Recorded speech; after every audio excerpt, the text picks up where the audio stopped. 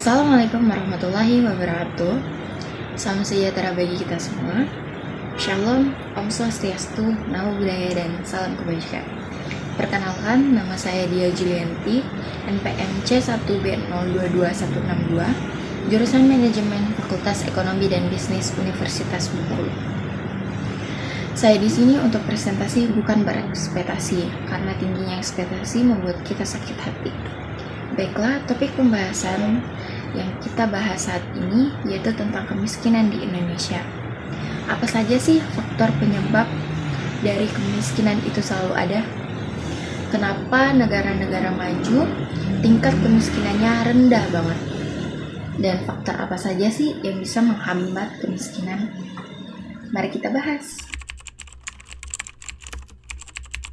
Baiklah, pada kesempatan ini saya membahas topik dari berbagai sumber dan perspektif, baik dari perspektif ekonomi, sosiologi, dan pendidikan. Saya juga membahas tentang temuan menarik dari berbagai riset dan penelitian tentang kemiskinan di Indonesia.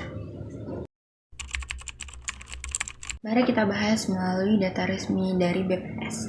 Data persentase penduduk miskin di Indonesia mengalami penurunan sejak era reformasi pada tahun 1998. Namun pada tahun 1999, penduduk yang masuk kategori miskin mencapai 23,4% dari populasi di Indonesia.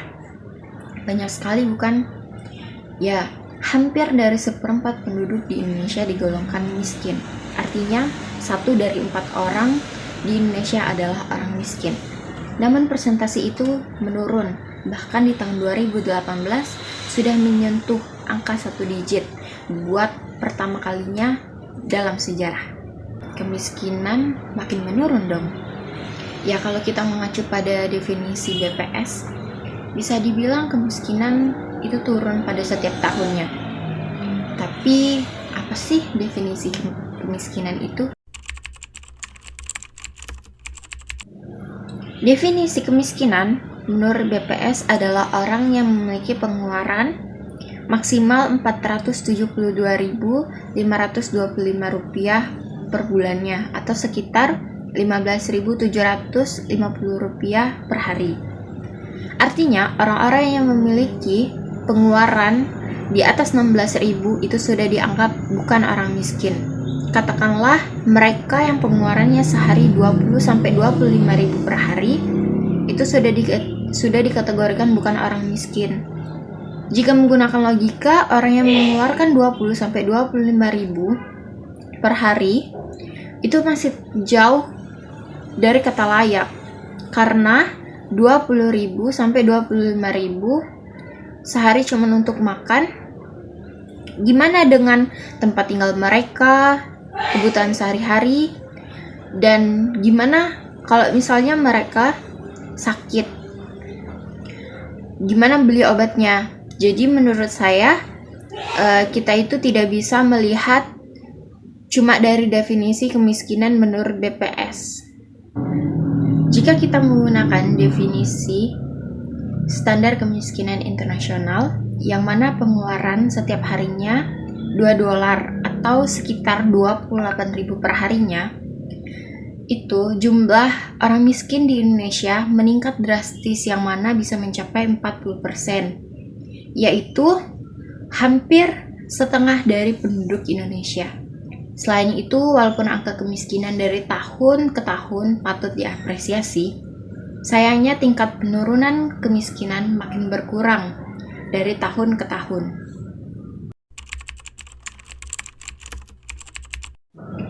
Dari data perkembangan kemiskinan di Indonesia pada tahun 1999 sampai 2004, persentase data turun sampai dengan 6,77% dalam jangka waktu 5 tahun. Tapi pada tahun 2014 sampai 2019, penurunannya cuma 1,74%, yang mana terjadi adanya hambatan dari pengatasan kemiskinan di Indonesia. Sebelum membahas adanya penghambatan dan pengatasan kemiskinan di Indonesia, saya akan menunjukkan salah satu hasil dari penelitian Smeri Institute yang mana mereka sering mengkaji tentang kemiskinan di Indonesia. Salah satu hasilnya adalah 40% anak yang lahir dari keluarga miskin bakal tetap miskin, di mana pendapatan anak-anak miskin pas dewasa bakal 87% lebih kecil daripada mereka yang tidak lahir dari keluarga miskin. Jadi sedih banget ya. Ternyata mereka yang lahir dari orang miskin susah buat keluar dari jurang kemiskinan. Ya, tentu hasil riset ini pernah diulas cukup detail beberapa tahun lalu dan menunjukkan adanya kemiskinan struktural dalam kehidupan masyarakat Indonesia.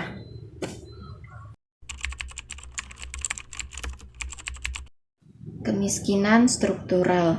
Kemiskinan struktural adalah fenomena yang mana kondisi terisolasi dengan struktur sosial dan juga lingkungan, yang mana fakta sosial dan lingkungan itulah yang justru menghambat masyarakat miskin buat keluar dari jurang kemiskinan. Faktor kemiskinan struktural yaitu ada 3.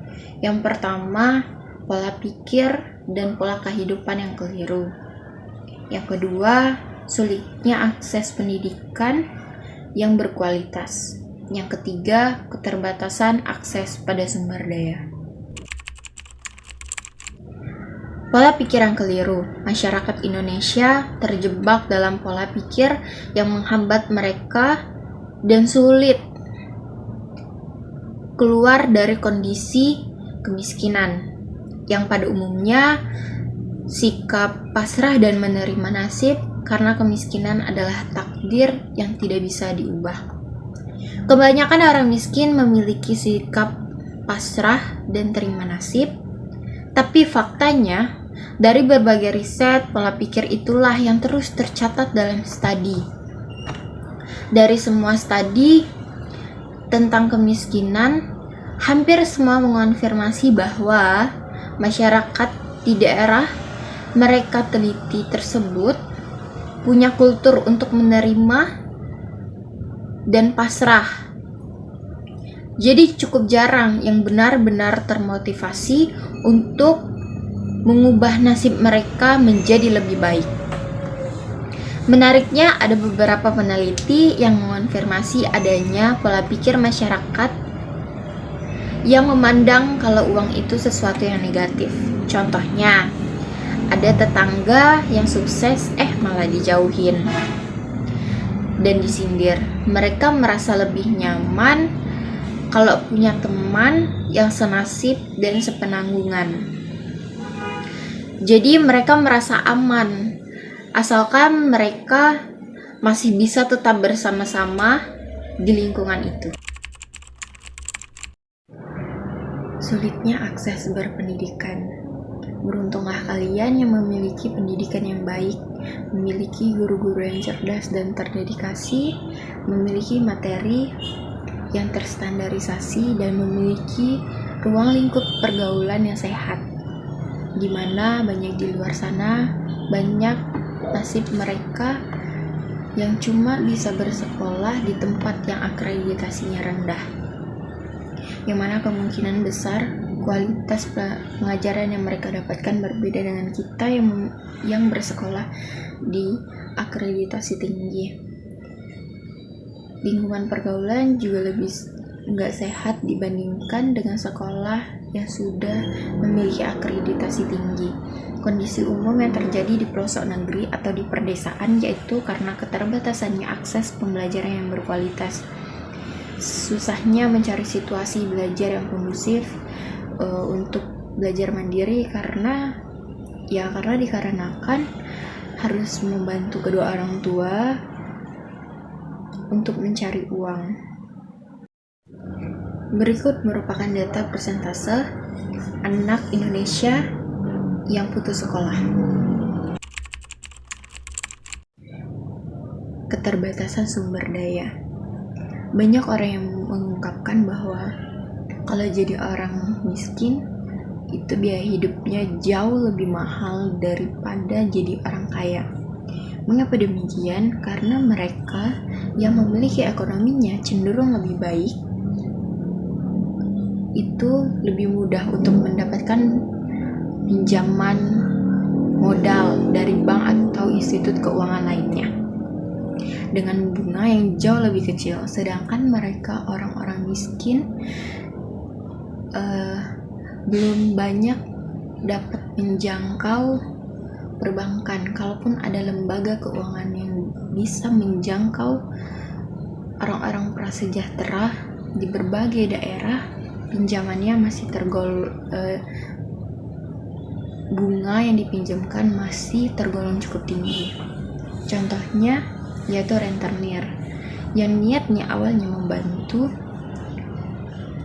bisa dikatakan itu malah menyesatkan dan membuat orang miskin itu jauh lebih miskin karena suku bunga yang dia berikan itu cukup besar.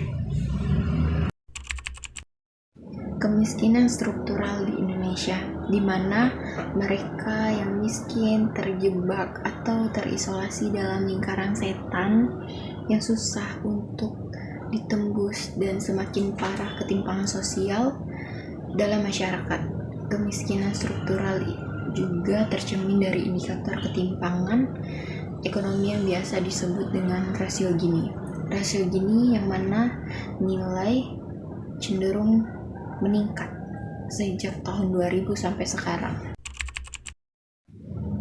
Lembaga Credit Suisse menetapkan Indonesia dengan ketimpangan sosial tertinggi nomor 4, yang mana makin tinggi nilainya, maka makin lebar juga kesenjangan sosialnya. Kesepian tanpa kekasih. Cukup sekian dan terima kasih.